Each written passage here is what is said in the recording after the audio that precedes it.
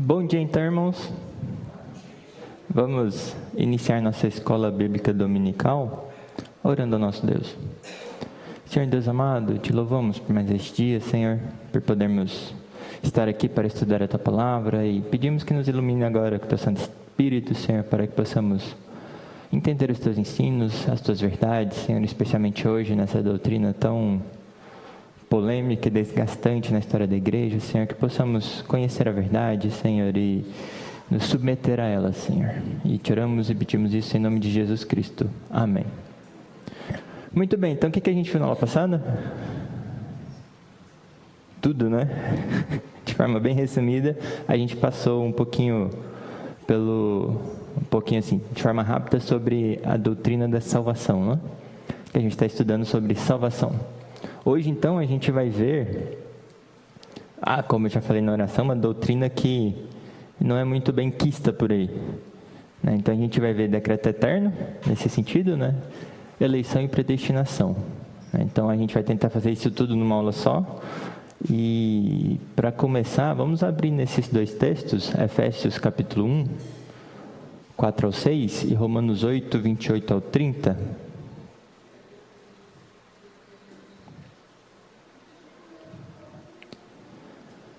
Efésios capítulo 1, versículos 4 ao 6.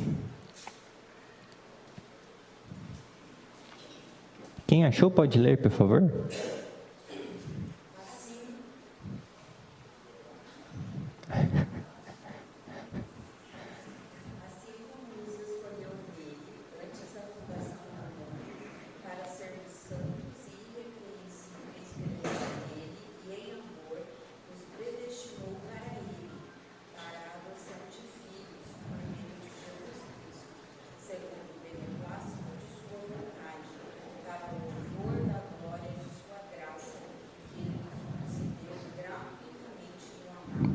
Muito bem, então aqui está falando sobre o quê?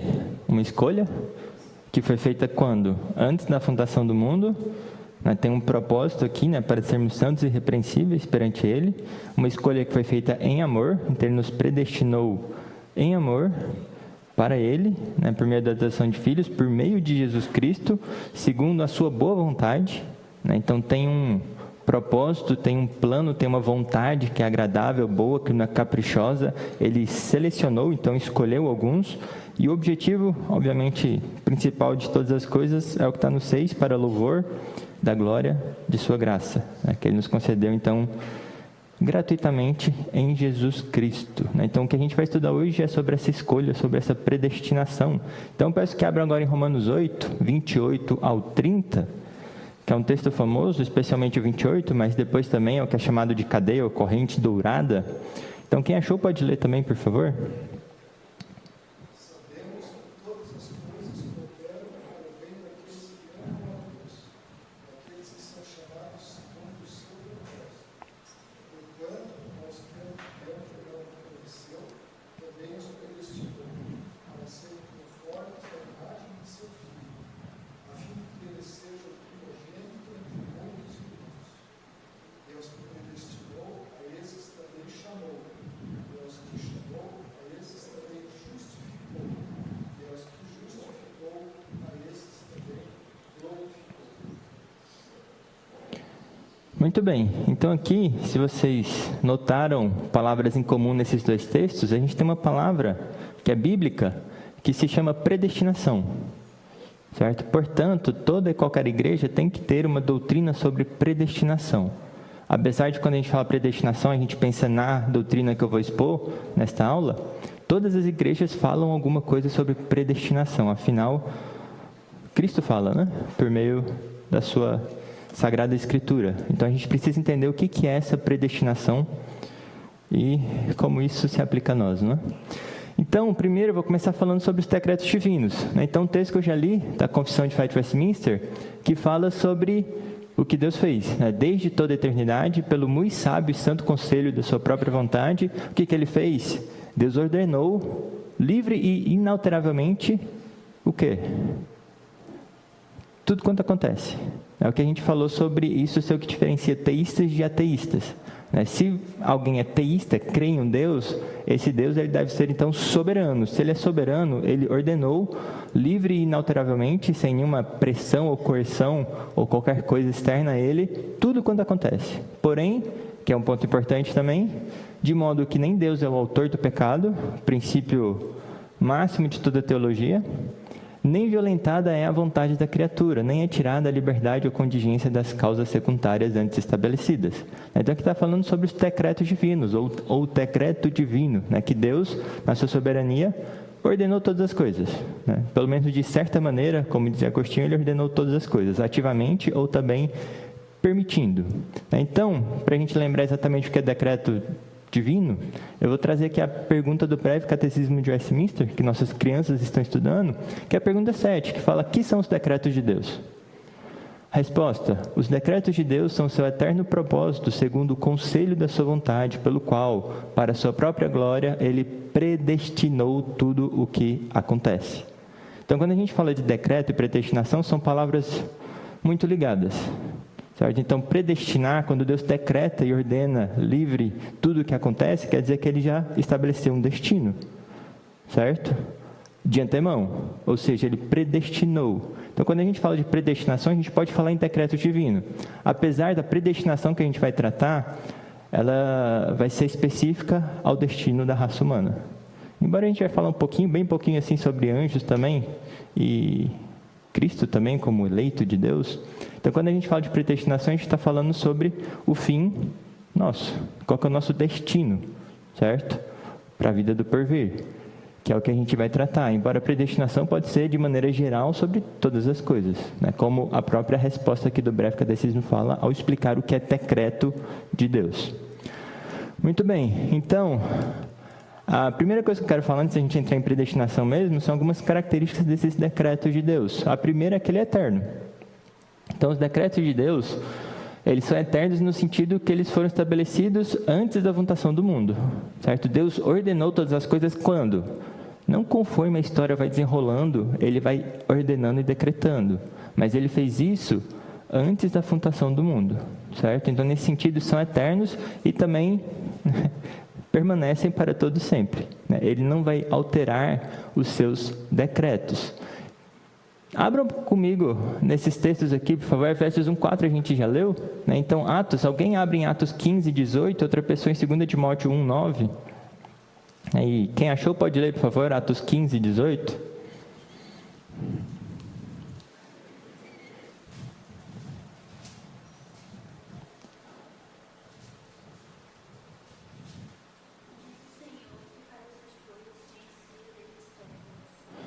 É isso mesmo. Então, como é que ele faz essas coisas conhecidas desde séculos? Porque ele previu que aconteceria ou porque ele decretou que aconteceria? Desde séculos passados. Então, são decretos que são eternos. 2 Timóteo 1:9 também vai no mesmo sentido. Quem achou pode ler, por favor?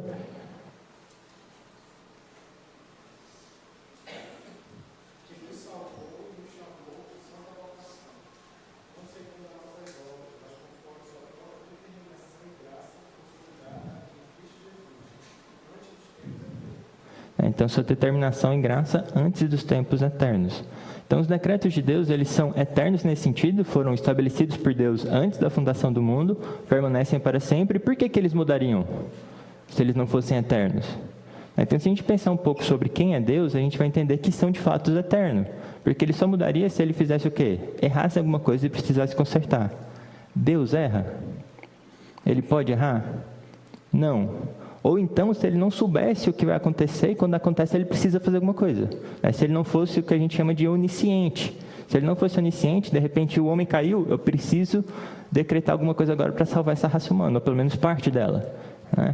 Aí as coisas vão desenrolando e ele vai então estabelecendo novos decretos que começam em um certo tempo, que são temporais. Então, nesse sentido, Deus, os seus decretos, ou o decreto divino, ele é eterno, atemporal, diferente do que a gente costuma pensar. Porque eles foram estabelecidos na eternidade e para Deus, que foi antes da fundação do mundo, eles já existiam, já foram decretados em sua mente, e vão depois se manifestar na história. Tudo bem? E algo que é bem parecido, similar a isso, que nessa ideia, né, que Deus, a gente viu também os atributos divinos ano passado, e a gente viu essa questão de imutáveis, né? Então, os decretos de Deus também, nesse sentido, são imutáveis, como a gente acabou de falar, né? Ou ele não conhecia alguma coisa, ou ele errou, ele teria que corrigir, então ele precisaria mutar os seus decretos, o que, obviamente, impactaria a característica anterior, que seria a eternidade, né? Então, em Isaías 46:10, a gente já viu que estabeleço o meu decreto, né, as minhas determinações. Salmo 33:11 fala coisas parecidas, Lucas 22 também, Atos 2:23 fala sobre essa determinação de Deus que é eterna. Não precisam abrir lá agora, senão talvez não vai dar muito tempo. Então aqui fala sobre essa imutabilidade também nos decretos de Deus. Tudo bem? Então isso aqui até agora nada polêmico, né? A gente vai entrar na parte polêmica mais agora, especialmente mais para o final. Então, primeiro, predestinação, né? Então, um pouquinho sobre como que isso desenrolou na história, antes da gente entrar nela de fato. E se a gente olhar para a igreja primitiva, eles não começaram a desenvolver essa ideia de predestinação até que Agostinho começou a desenvolvê-la, né? Então, isso é algo que, se a gente parar para pensar na teologia da igreja primitiva, no desenrolar dela, isso começou a ser bem estabelecido com Agostinho, né? Que a gente comentou na aula passada também, né? Então, lembra, Agostinho versus Pelágio. Então, ele começou a pensar no que seria essa predestinação. A ideia que se tinha, vagamente até a época dele, é que predestinação era algo ligado à presciência de Deus. Ele via alguma coisa e ele predestinava conforme o que ele via. Então, era algo não tão soberano assim. Agostinho, então, ele começou a pensar, peraí, Deus é soberano, certo? Se ele é soberano, como que essa predestinação realmente seria soberana para manter essa característica de Deus, de que Ele é quem realmente determina as coisas? Se Ele é soberano, a predestinação não pode ser vaga ou dependente da criatura ou da escolha das pessoas. De outra sorte, quem seria soberano no destino das pessoas? As próprias pessoas. Então, ele, em vista da soberania de Deus, ele começou a desenvolver melhor essa ideia da predestinação. Então, a predestinação que se tinha era o que chamava de predestinação condicional, certo? Condicionada ao quê? Às escolhas das criaturas, a capacidade dela depois de responder sim ou não, essa ideia que a gente viu na aula passada.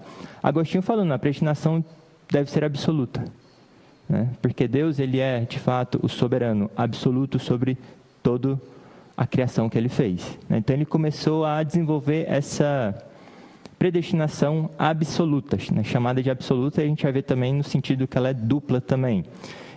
Ao contrário da predestinação condicional, que é o que Pelágio adotava, que muitas pessoas da igreja adotavam. E depois de Agostinho, essa visão da predestinação condicional se manteve, certo? Então, Agostinho, né, foi o vitorioso nesse debate com Pelágio. Pelágio foi considerado um herege, as suas visões heréticas, porém essa visão de predestinação condicional se manteve. A gente teve o que é chamado de semi-pelagianos, né? Pessoas que, diferente de Pelágio, falavam que a gente ainda precisava da graça para podermos ser salvos, mas que a gente tinha uma certa participação nisso, que seria a predestinação condicional, né? Deus via quem responderia favoravelmente ao seu decreto, e com isso, então, ele predestinava essas pessoas para a salvação.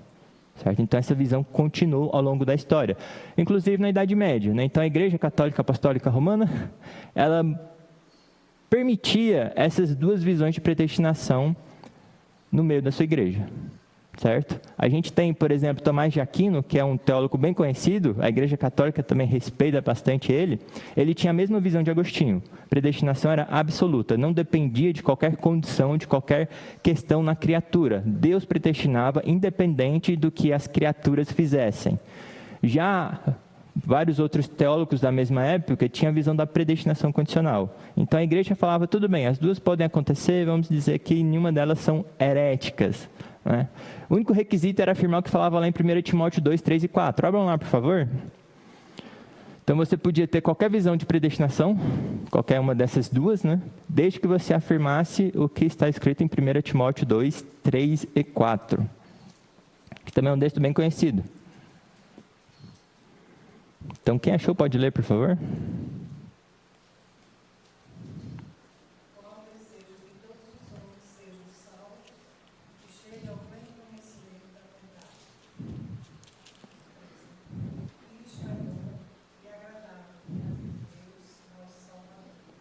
Então, aqui está falando sobre exortar para orar para todos e tudo mais, e fala que Deus deseja que todos os homens sejam salvos. Então, se você afirmasse que Deus ainda deseja que todos os homens sejam salvos, você podia falar qualquer uma das doutrinas de predestinação. Certo? Tudo bem? Ninguém não tem nenhum comentário até agora? Sim.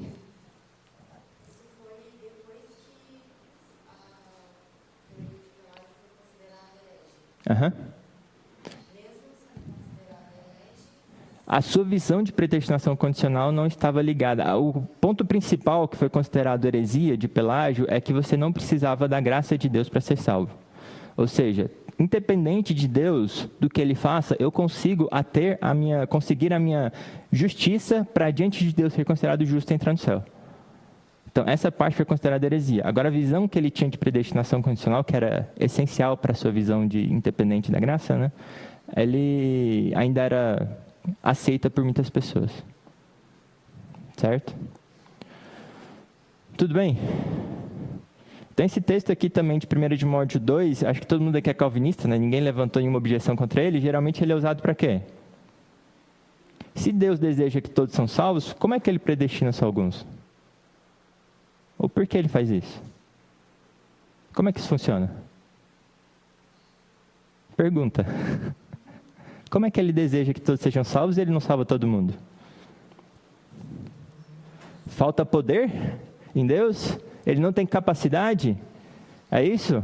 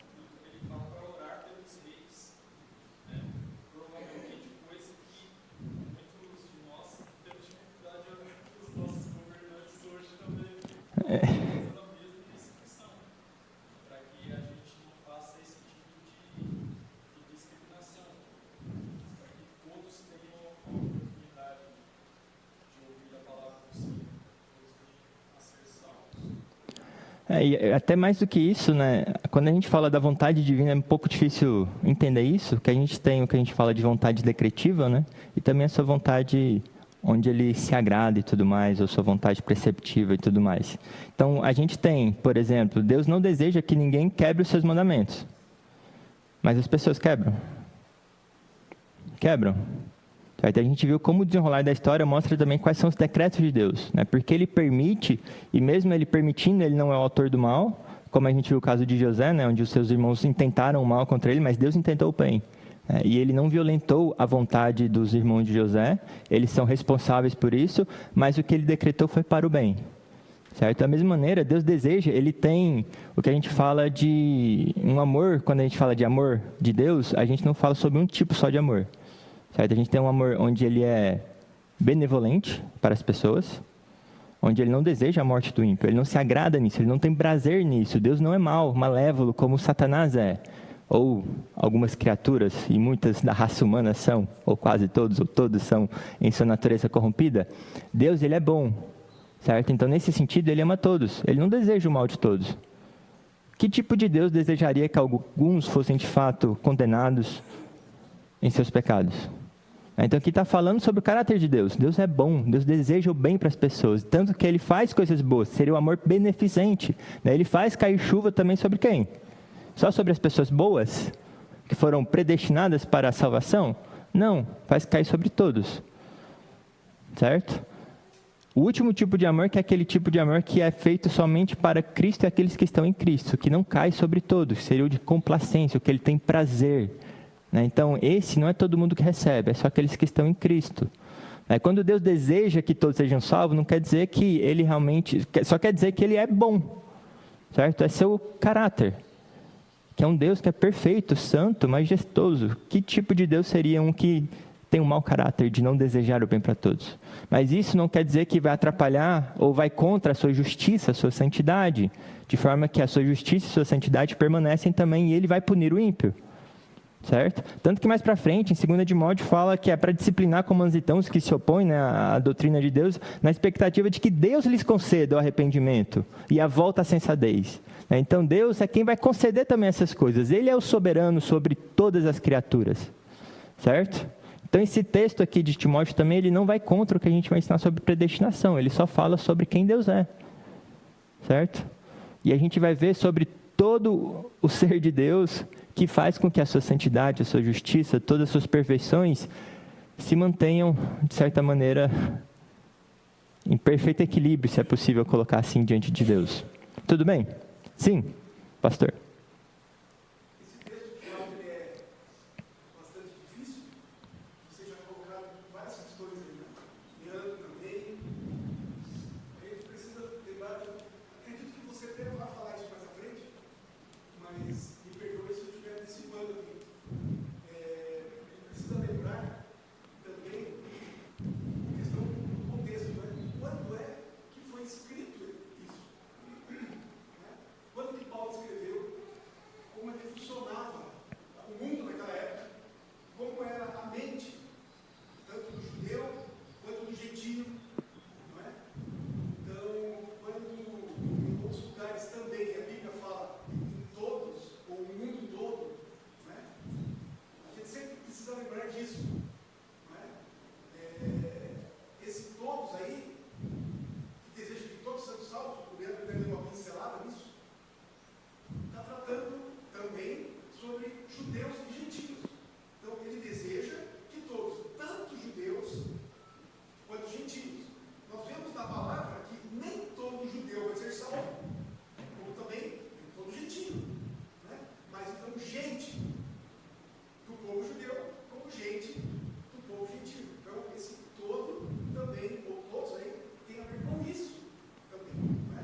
Porque naquela época o mundo tinha essa mentalidade de divisão. Existiam na mente do judeu o israelita e o resto, né? São gentios. E na mente do gentio também tinham eles e os judeus. Né? Então o mundo era dividido assim. Então, Pedro, não só por esse texto, mas em outros, que esse todos quer dizer isso. Né? Deus deseja que todos, gente, tanto de um povo quanto de outro. Né?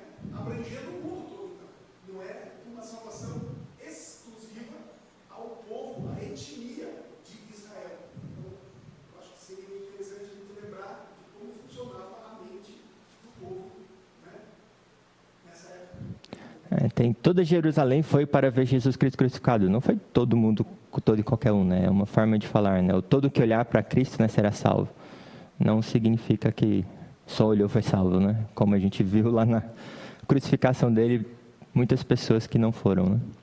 Tudo bem até aí? Muito bem, então, Confissão de Fé de Westminster, né, no capítulo 3, fala o seguinte: pelo decreto de Deus e para a manifestação da sua glória, alguns homens e alguns anjos são predestinados para a vida eterna e outros pré-ordenados para a morte eterna. Então, quando a gente fala de predestinação, geralmente a gente está falando disso aqui mais especificamente, não dos decretos de maneira geral, mas de que para a manifestação da glória de Deus, alguns homens, ali fala de alguns anjos também são predestinados para a vida eterna e outros para a morte eterna. Certo? Então, a gente está sendo bem específico nesse sentido de salvação mesmo e condenação. Tudo bem? Então, é isso que a gente vai tratar aqui. Então, primeiro, de quem que é a autoria da predestinação? De certa maneira, esse é um ponto complicado de falar, porque a Trindade não é algo simples da gente assimilar e pensar, né? Afinal, é um Deus triuno. São 3 pessoas, e a gente tende talvez a pensar em 3 pessoas distintas, né? Mas são 3 pessoas que subsistem em um ser. São 3 pessoas distintas, né? Mas a gente tende a pensar 3 pessoas separadas, né? Então, são 3 pessoas subsistindo em um Deus, que já é difícil até de falar, né? Então, de certa maneira, todas as obras são trinitárias. A gente fala isso também sobre a predestinação, mas ela é especificamente atribuída a uma dessas pessoas, que é quem?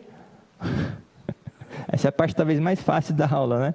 Que é o Pai. Então, abram lá, por favor, em João 17, 6 e 9, Romanos 8, 29 a gente já passou. Efésios 1 e 4 também. Então, outra pessoa em 1 Pedro 1, 2. Então, quem achou João 17, a oração sacerdotal de Jesus, leia os 2 versículos, o 6 e o 9, por favor.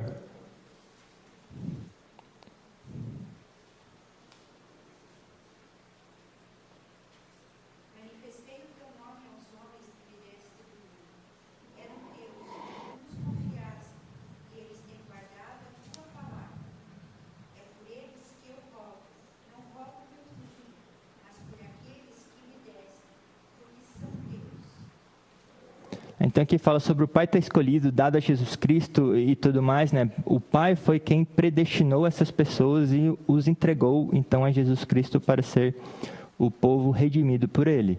1 Pedro 1,2 também, por favor, quem achou pode ler.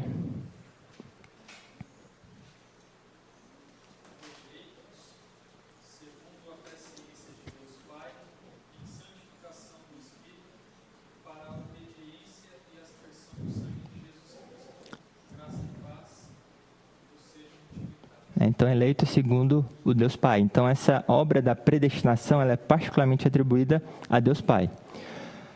Agora, quem são os objetos da predestinação? A gente já falou, a gente já leu ali também a confissão, a gente vai falar de 3 aqui, um que não está ali na confissão, mas geralmente também é colocado como objeto da predestinação. O primeiro, obviamente, são os homens, nós. Efésios 1, a gente já leu, 5 e 11, lá fala que nos predestinou para Ele. No 11 fala que nele, no qual fomos também feitos heranças, predestinados segundo o propósito daquele que faz todas as coisas conforme o conselho da sua vontade. Então, nós fomos predestinados. Alguém abre João 15, 16 também, por favor? É um texto, Jesus Cristo falando para os seus apóstolos, mas de certa maneira pode ser ampliado também para nós. Então, João capítulo 15, versículo 16... Atos 13 também, alguém abre em Atos 13, que é um texto também interessante. Então, João 15, 16, quem achou pode ler, por favor.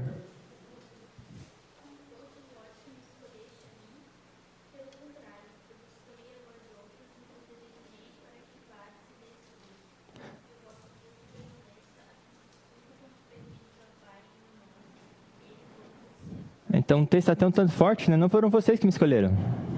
Nessa ideia de predestinação condicional, não foram vocês que me escolheram. Quem que te escolheu primeiro? Eu. Certo? Então, Cristo falando que Ele é quem primeiro inicia tudo isso. E Atos 13, 48, quem achou pode ler, por favor?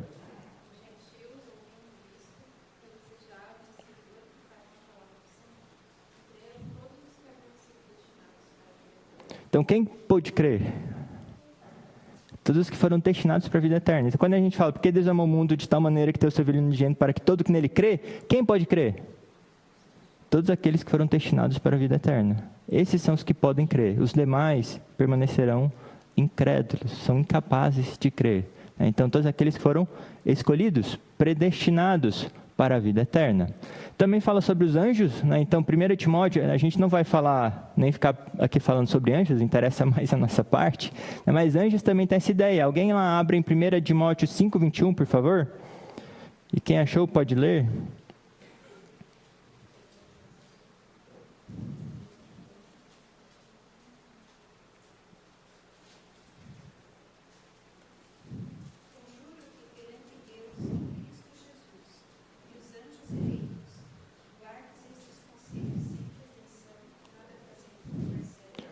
Então, aqui fala sobre anjos que foram eleitos, certo? Onde a gente vai ver a eleição, uma parte da predestinação. Então, a gente tem a ideia dos anjos que não mantiveram o seu estado original e os anjos eleitos que mantiveram o seu estado original. Então, os anjos também foram objetos de uma predestinação de Deus, de uma eleição de Deus. E, por fim, o ponto talvez menos conhecido é que Cristo também foi predestinado. Cristo é o quê? Predestinado, é um eleito de Deus também. Abram lá em 1 Pedro 2, 4, por favor. E Atos 4, 27 a 28.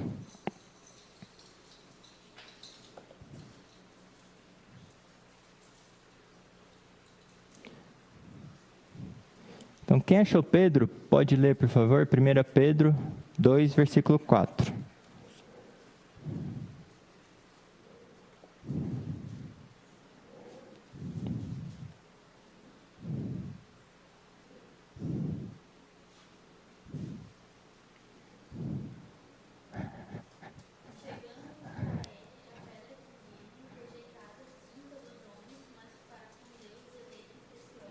Então, aqui está falando de Cristo, né? A pedra que foi rejeitada pelos homens, mas para Deus ela é o quê?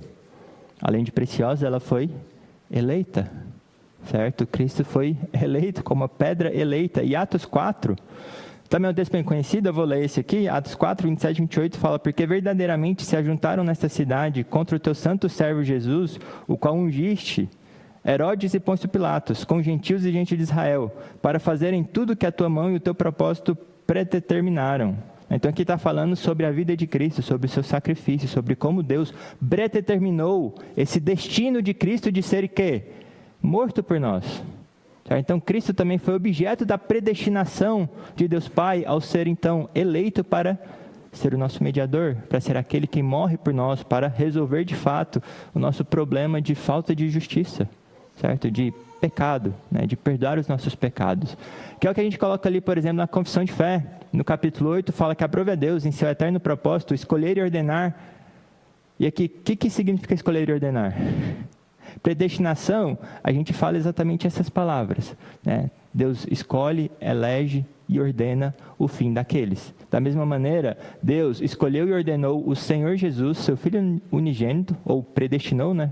Jesus, para ser o nosso mediador. Para ser o seu mediador entre Deus e o homem, o profeta, sacerdote e rei, o cabeça, o salvador de sua igreja, o herdeiro de todas as coisas, o juiz do mundo, e deu-lhe desde toda a eternidade um povo para ser sua semente, para no tempo devido ser por ele remido, chamado, justificado, santificado e glorificado. Certo? Então Deus também, Jesus Cristo também foi predestinado, sendo morto, então, no nosso lugar. E nós somos predestinados para receber essa justiça e glória eterna. Tudo bem? Muito bem, então a predestinação, ela se divide em duas partes. A primeira parte da predestinação se refere à eleição. E eleição é o quê? Deus, a gente pode entender que ele elegeu, por exemplo, Israel, certo? Foi eleito como seu povo. Ele elegeu Israel para ser o seu povo peculiar. Ele elege também pessoas para certos ofícios, como profeta, rei, né, tipificando o nosso Senhor Jesus Cristo.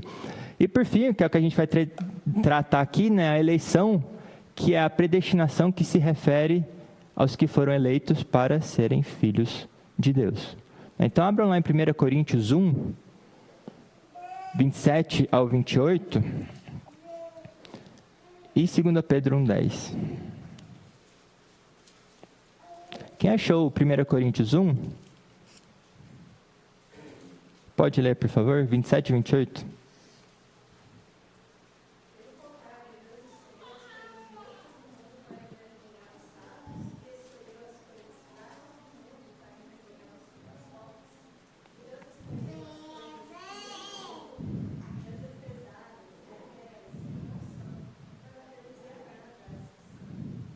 Então aqui o contexto está falando sobre salvação e sobre Deus escolher então alguns, certo? Deus elegeu alguns de toda a raça humana, especialmente aqui como a gente coloca, não os que são muitas coisas, mas de fato os que não são, para reduzir a nada os que são.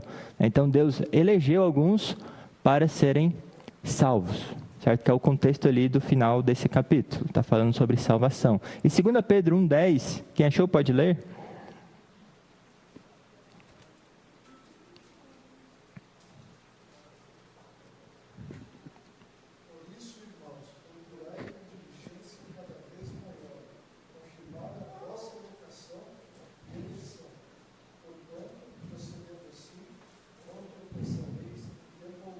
Então aqui fala do seu chamado, da sua vocação, bem como a sua eleição.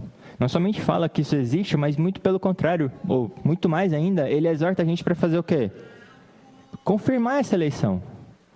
Não simplesmente Deus elege, mas confirme que você é um eleito de Deus, porque isso traz benefícios espetaculares para a sua vida. Faz com que você não tropece em tempo algum, que você realmente agrade a Deus. Ande no Espírito Santo, ao confirmar que você é de Deus, pertence a Ele, que você foi eleito por Ele, né? Então, Deus elegeu e clama a você a confirmar que você é um dos eleitos de Deus.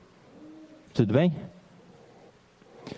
Muito bem, então aqui de novo, o capítulo 3 da confissão fala que segundo o seu eterno e imutável propósito e segundo o santo conselho e beneplácito de sua vontade, né, o fundamento de qual a eleição acontece. Antes que fosse o mundo criado, Deus escolheu em Cristo, como a gente viu, o mediador, para a glória eterna. Os homens que são predestinados para a vida, para o louvor da sua gloriosa graça, Ele os escolheu de sua mera e livre graça e amor. E não por previsão de fé ou de boas obras e perseverança nelas, ou de qualquer outra coisa na criatura que a isso o movesse como condição ou causa. Então, toda aquela ideia de predestinação condicional, os padrões westminster rejeitam, né? Todos os padrões ou confissões, credos reformados rejeitam, todos não, porque alguns não falam sobre isso. O Catecismo de Heidelberg, por exemplo, a confissão belga, não fala sobre predestinação e eleição, porque eles pensavam, ou o contexto da época é que você tinha também o livro de Lutero, que era Nascido Escravo, que falava bastante sobre isso. Então, essa ideia de predestinação condicional, onde depende da sua perseverança em boas obras, ou que você teve fé, que respondeu sim, isso tudo é rejeitado pela fé reformada. Tudo bem? Então, toda essa ideia, né, é passada não, é rejeitada, certo? Apesar de ser o mais comum hoje em dia, inclusive, da Igreja Católica. Então, a Igreja Católica, eu falei no início que ela permitia as duas visões, hoje em dia ela não permite mais. Desde o Concílio de Trento, nesse movimento anti-reforma, ela rejeitou, ela definiu, ela foi obrigada a definir o que seria predestinação, eleição, salvação, como que isso acontece, ela rejeita terminantemente a ideia de predestinação absoluta, certo? Isso, então, agora é diferente do passado. Inclusive, eu estava comentando esses dias com o pastor, com o Eduardo, que teve um cardeal que mandou uma carta para o Senado e para as pessoas de Genebra, tentando chamar eles de volta para a Igreja Católica. E falando mal de algumas pessoas também, onde Calvino acho que não estava incluído, mas Calvino viu aquilo lá e respondeu. Fez uma carta respondendo ao cardeal Sadoleto.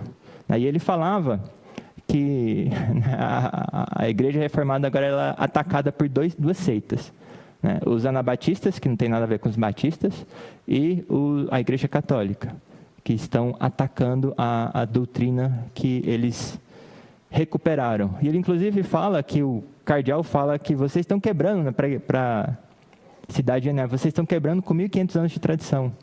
O Calvino responde: a gente está muito mais perto da antiguidade, a gente está muito mais em concordância com a antiguidade do que vocês. Com Tomás de Aquino, com Agostinho e tudo mais, a gente tem muito mais em comum com eles do que a Igreja Católica depois do Concílio de Trento.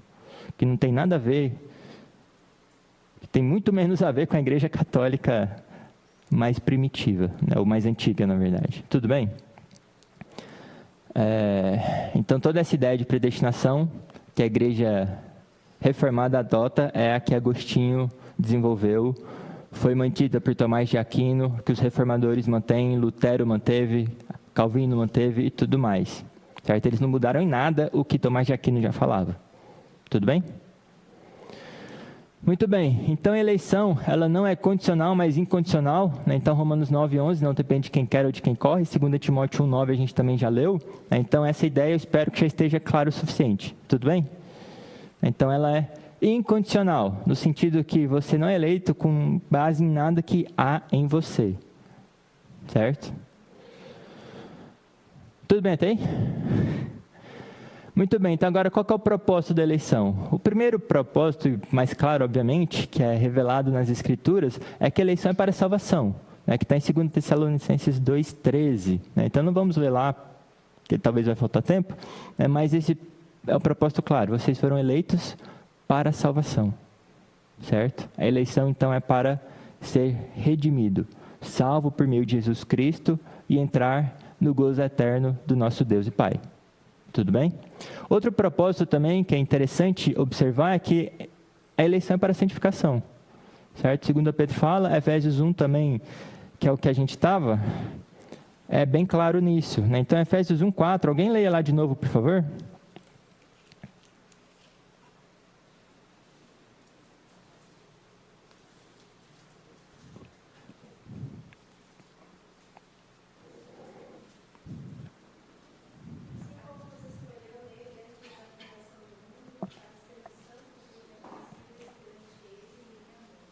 Então, ele nos escolheu para, então, depois sermos santos e irrepreensíveis, certo?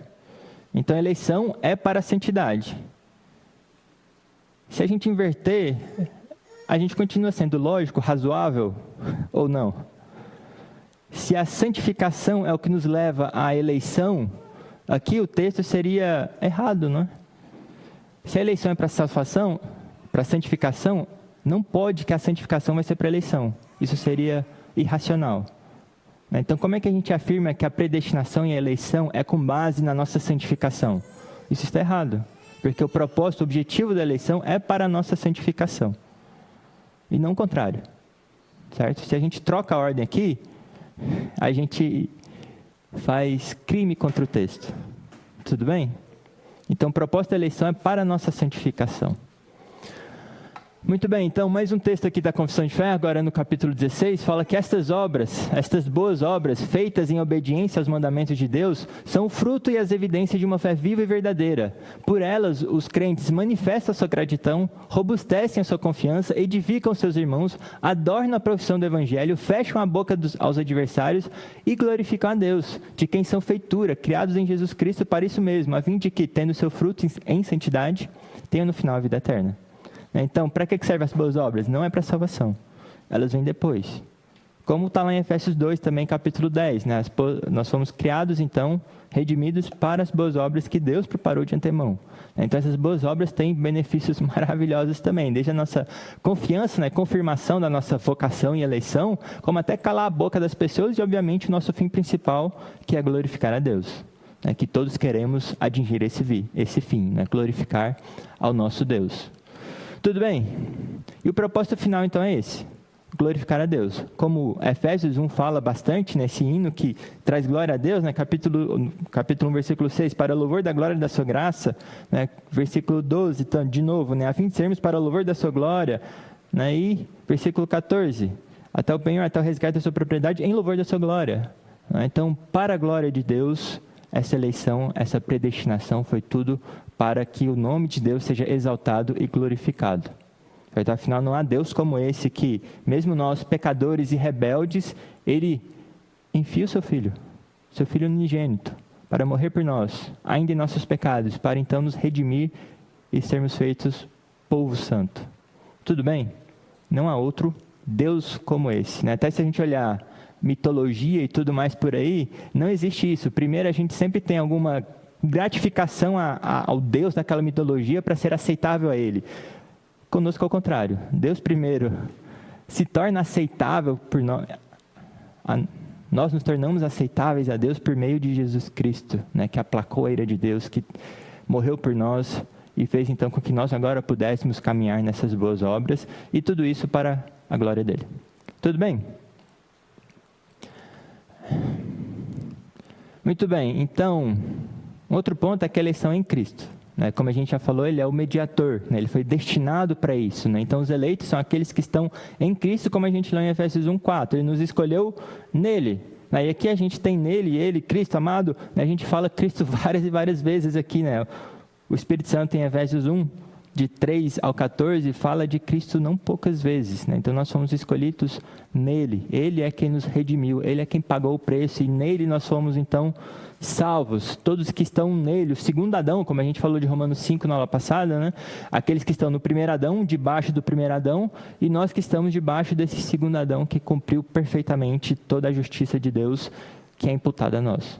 Certo? Então, nós somos eleitos em Cristo. Então, com base nessa união que nós somos remidos, né? Não há salvação fora de Cristo. Né? 2 Timóteo 9 a gente já leu, Atos 4:12, acho que vocês sabem. Né? Não há salvação em nenhum outro, porque abaixo dos céus não há nenhum outro nome dado entre os homens que pelo qual importa que sejamos salvos. Né? Então, somente aqueles que estão em Cristo Jesus, eleitos nele, são de fato salvos. Só esses podem crer, como a gente leu. Tudo bem? Então, fora de Cristo, não há vida. Certo? Confissão de fé de novo. Né? Então, assim como Deus destinou os eleitos para a glória, assim também, pelo eterno e muito livre propósito da sua vontade, preordenou todos os meios, né, conducentes a esse fim. Os que, portanto, são eleitos, achando-se caídos em Adão, são remidos por Cristo, são eficazmente chamados para a fé em Cristo, pelo seu Espírito que opera no tempo devido, são justificados, adotados, santificados e guardados pelo seu poder por meio da fé salvadora, além dos eleitos, não há nenhum outro que seja remido por Cristo, eficazmente chamado, justificado, adotado, santificado e salvo. Tudo bem? Um outro ponto importante também da reforma é que é Cristo somente, certo? Não é Cristo mais alguma coisa, certo? Isso também é plenamente rejeitado, né? Cristo ir guardar um dia, Cristo ir fazer alguma coisa, né? Ou pensar alguma coisa, ou agir de algum modo. Não, é somente Cristo, né? E aqui tem as definições dos cânones de Dort, que é bem útil nesse sentido. Então aqui fala sobre a definição da eleição, né? O artigo 7. Então fala que a eleição é o propósito imutável de Deus, pelo qual Ele, antes da fundação do mundo, segundo o soberano beneplácito de sua vontade, e por pura graça, escolheu para a salvação em Cristo, de entre toda a raça humana, caída pela própria culpa do estado original de integridade, no pecado e na perdição, um número definido de pessoas específicas, em nada melhores nem mais dignas que as outras, porém envolvidas na mesma miséria dos demais. É interessante como ele coloca isso, né? A eleição não é para sua soberba. Você não tinha nada de especial em relação aos outros, nada que condicionasse Deus a te salvar. Ele foi somente por pura graça, pelo beneplácito da sua vontade. Então não há nada de especial em você. Apesar disso, Deus te elegeu, Deus derramou amor em você. Então ele continua, também desde a eternidade ele constituiu a Cristo como mediador e o cabeça de todos os eleitos e o fundamento da salvação. Assim, decretou dar a Cristo os que haveriam de ser salvos e chamá-los e trazê-los eficazmente à sua comunhão pela sua palavra e Espírito. Ele decretou conceder-lhes a fé verdadeira em Cristo, o justificar, o santificar e, por fim, depois de os ter preservado poderosamente na comunhão do seu Filho, os glorificar para a demonstração da sua misericórdia e o louvor da riqueza da sua graça gloriosa. Então, tudo que a gente viu aqui, bem resumido e bem definido, né, como decreto divino, né, inclusive a fé. E por fim aqui, como está escrito, Deus nos escolheu em Cristo antes da fundação do mundo, para sermos santos e irrepreensíveis perante Ele, e em amor nos predestinou para Ele, para a adoção de filhos por meio de Jesus Cristo, segundo o beneplácito de sua vontade, para o louvor da glória de sua graça, que Ele nos concedeu gratuitamente no amado. E em outro lugar, e aos que predestinou, a esses também chamou, e aos que chamou, a esses também justificou, e aos que justificou, a esses também glorificou. Então, citando os textos que a gente acabou de ler, quais são mesmo? O primeiro é Efésios, capítulo 1. O segundo é que a gente leu no início da aula, né? Romanos, capítulo 8. Né? Então, Romanos 8, a gente leu do 29 ao 30, né? 28 ao 30. 29 começa, então, essa cadeia dourada. Tudo bem? E só voltando a Romanos 8, talvez, qual que é o primeiro ponto ali dessa cadeia dourada? Aos que de antemão conheceu. Não começa na predestinação, começa no conhecimento de Deus. Por quê? Isso quer dizer que a predestinação é pelo que Ele conhece que a pessoa vai fazer? É pela presciência de Deus? A predestinação? Como é que a gente explica Romanos 8, 29? Por quê? Começa no conhecimento. Tem como eleger sem eu saber quem é a pessoa? Tem como eu eleger e colocar o nome no livro da vida sem eu conhecer? É possível? Deus predestina quem Ele conhece, quem Ele ama. Mesmo que você ainda não tenha existido, Deus, Ele conhece as coisas porque Ele determinou as coisas e porque Ele te conhece, né? Porque Ele te ama desde o princípio. Ele já colocou seu nome no livro da vida. Então, quando fala que de antemão conheceu, não quer dizer que Ele viu o que você ia fazer, mas porque Ele sabia quem era você e colocou o seu nome. A predestinação não é um cheque em branco para depois colocar o nome de alguém. Ela é definida. Um número, como a gente viu, bem definido de pessoas que têm nome. Deus conhece, Deus ama e por isso Ele predestinou. O motivo disso tudo permanece um mistério, o beneplácito da sua vontade. Mas porque Ele conhece, Ele predestinou e tudo mais. Ele sabe quem Ele elegeu. É muito errado a gente falar que Deus tampou a cabeça e começou a pegar algumas pessoas para predestinar. Eu ouvi isso em escolas bíblicas quando eu era criança ou adolescente. Não tem nada a ver com a doutrina da Escritura. Deus não faz as coisas por capricho ou sem saber. Deus não tem como fechar os seus olhos. É impossível. Ele primeiro conhece todas as coisas e conhece aqueles que Ele predestinou. Então começa no conhecimento de Deus. Certo? no seu nome, no relacionamento que Ele tem com você, antes mesmo de você existir.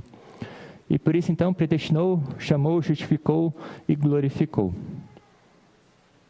Tudo bem? Até um ponto interessante que alguém fala, que me ajuda a ter certeza que o amor por mim não acabará, é que esse amor nunca começou. É eterno. O amor de Deus por mim é eterno. Desde a eternidade, Ele me ama. Por isso, não acabará. Jamais acabará. Quem nos separará, então, do amor de Deus, que é o que continua Romanos 8, né? Tudo bem? Muito bem, então agora a gente vai para a parte que a porca torce o rabo. Qual que é a sequência lógica de aqueles que Deus elegeu para a salvação? O que Ele fez com o resto? Os que não foram eleitos para a salvação, Ele reprovou. Segunda parte da predestinação: eleição para a salvação, reprovação. Então, essa é a parte que é mais rejeitada e polêmica de todos os pontos. Então, é o quê? Predestinação que a gente fala dupla, certo?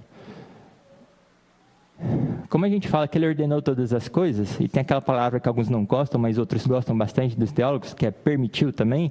Então, Deus ordena as coisas e decreta tudo ou agindo ativamente ou permitindo que aconteça. Porque se Ele poderia impedir as coisas, se Ele poderia impedir o pecado, a queda do homem, por que Ele não fez? Porque Ele decretou, ordenou que aquilo acontecesse, porque por algum motivo, obviamente, isso glorificará o seu nome.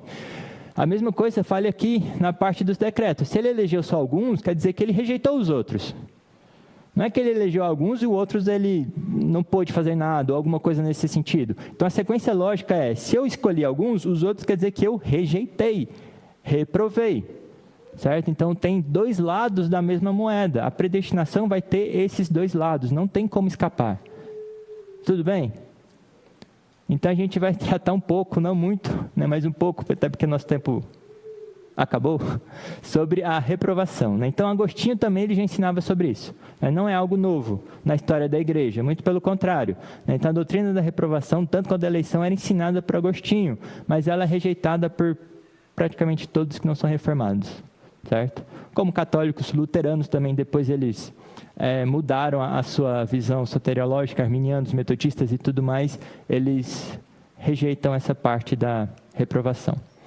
E aqui eu vou voltar aos cânones de Dort, que definem essa doutrina, né, que também é um documento muito interessante de vocês lerem, que define bem alguns pontos da fé reformada, que foi até uma resposta aos arminianos. Né? Então ele fala o seguinte: as Sagradas Escrituras mostram e nos recomendam esta graça eterna e imerecida da nossa eleição, especialmente quando, além disso, declara que nem todos os homens são eleitos, mas que alguns não são eleitos, ou foram preteridos na eleição eterna de Deus, foram passados, né? Deus deixou eles fora da eleição. Deus, então, pelo seu beneplácito muito soberano, justo e irrepreensível e imutável, decretou deixá-los na miséria comum em que eles se lançaram por sua própria culpa e não lhes concedeu a fé salvadora nem a graça da conversão. Então, eles permanecem na sua miséria, que é culpa de quem? Lembra que Deus nunca é o autor do pecado, do mal. Então, a culpa da miséria dos que caíram é deles mesmos. O que Deus fez foi deixá-los em sua miséria. Decretou deixá-los em sua miséria. Para quê? Para mostrar a sua justiça. Deus os deixou em seus próprios caminhos e debaixo do seu justo juízo, decretando por fim os condenar e punir eternamente, não apenas pela incredulidade deles, mas também por causa de todos os seus outros pecados. Este é o decreto da reprovação, o qual não faz de Deus o autor do pecado.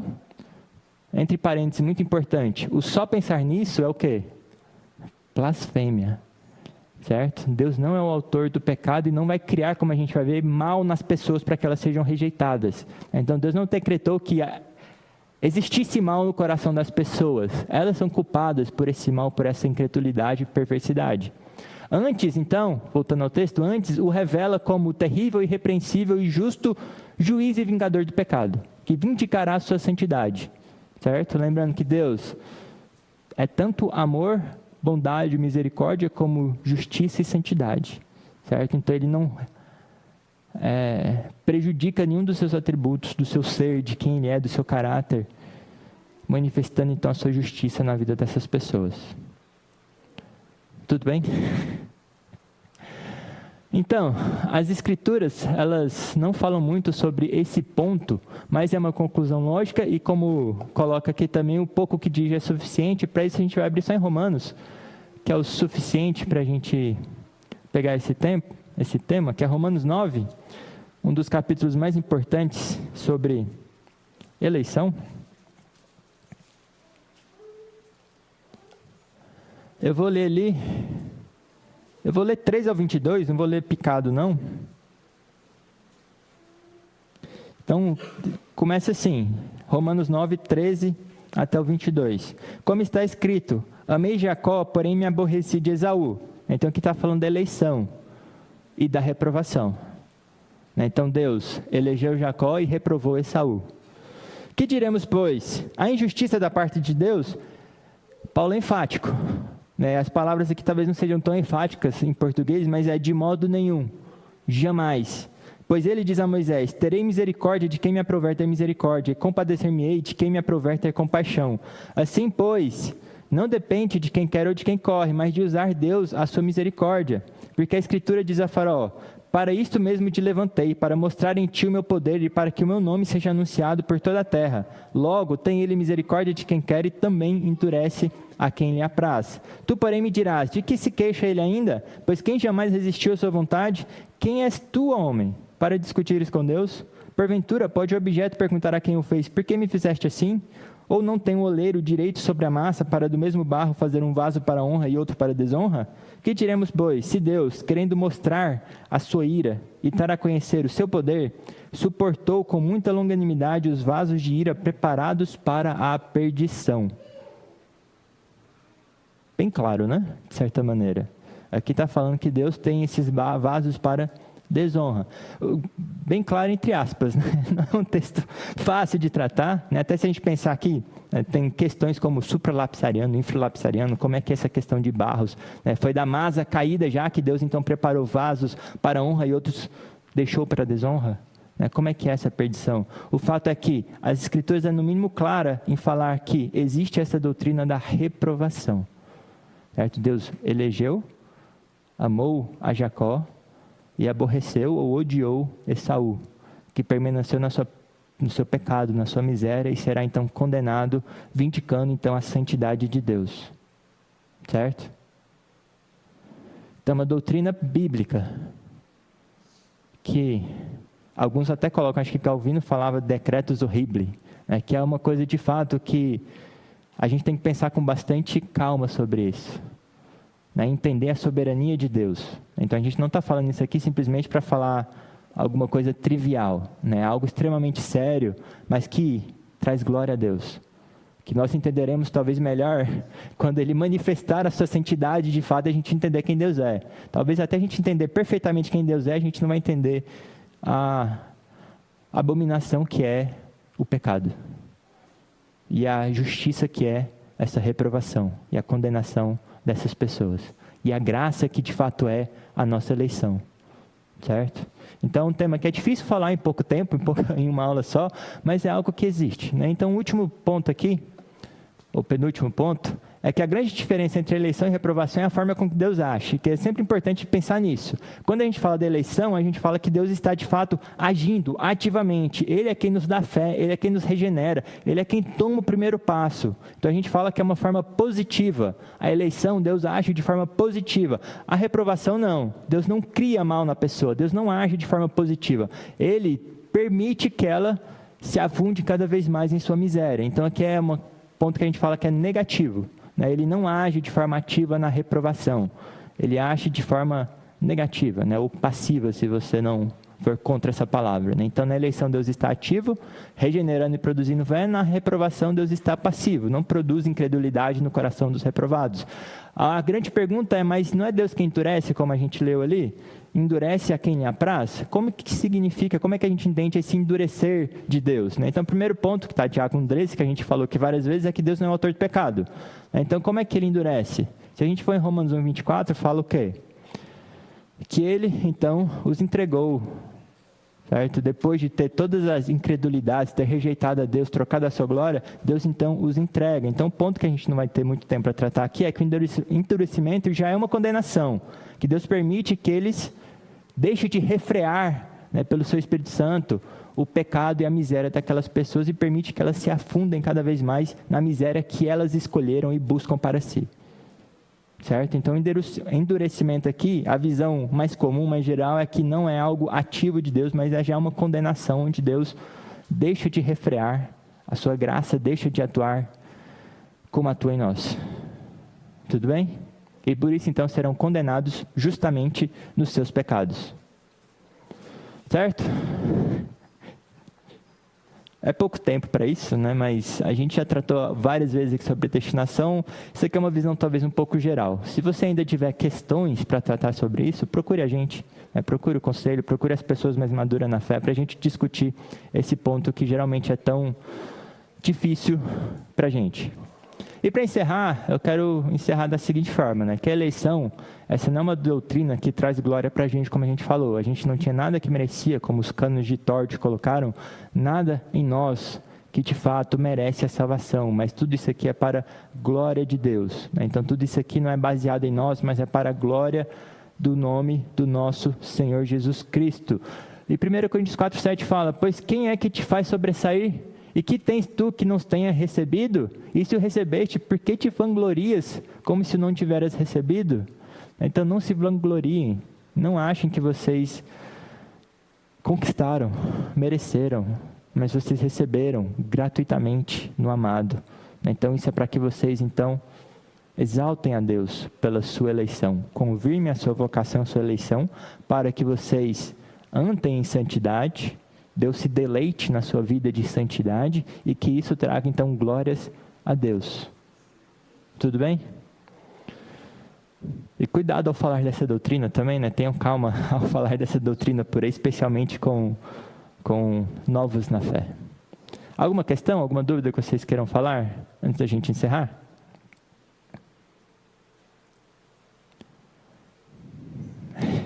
Muito bem, podem falar depois também. Então, a próxima aula a gente vai ver sobre o Pacto da Graça, né? Vai ser o seminarista Fernando. Eu peço para ele, então, orar para a gente, por favor, para encerrar essa aula.